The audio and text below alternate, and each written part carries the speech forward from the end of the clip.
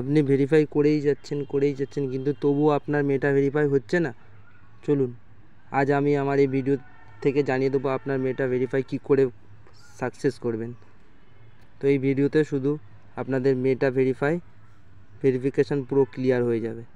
তো দেখুন আপনাদের এই পেজটি শো করছে।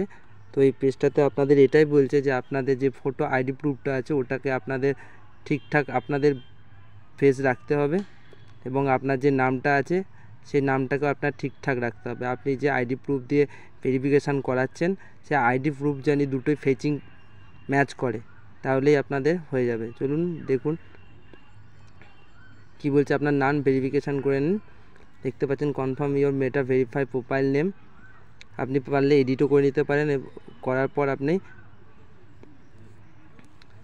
কনফার্ম প্রোফাইল নেম করে আপনি নেক্সট করবেন। তার আগে আপনি সব কিছু চেক করে নেবেন। দেখুন এরপরে নেক্সট আপনাকে ঠিক এইরকম একটি ইন্টারফেস শো করবে। তো এখানে দেখতে পাচ্ছেন আপনাদের confirm your meta verify profile picture. আপনাদের বলেছিলাম প্রোফাইল পিকচার ঠিকঠাক রাখতে হবে। এরপরে কনফার্ম করে সাবমিট করুন। সাবমিট করার পর আপনি কোন আইডি প্রুফটি দিয়ে ভেরিফাই করাতে চাইছেন সেইটি টিক করুন। Driving licence, voter ID, passport, national ID card ও আদার। তো আমি এখানে সিম্পলি ভোটার আইডি দিয়ে ভেরিফাই করব। করে নেক্সট করলাম। দেখতে পাচ্ছেন এরপরে আপনাকে যেটি দিয়ে আপনি ভেরিফাই করাতে চাইছেন বা যেটার উপর টিক করেছেন আপনি সেটি একটি ফটোকপি এখান থেকে তুলে আপনাদের সাবমিট করতে হবে।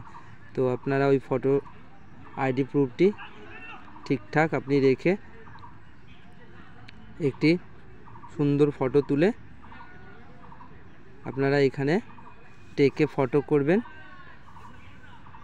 করার পর আপনাদের আর কি একটি পেজ শো হবে।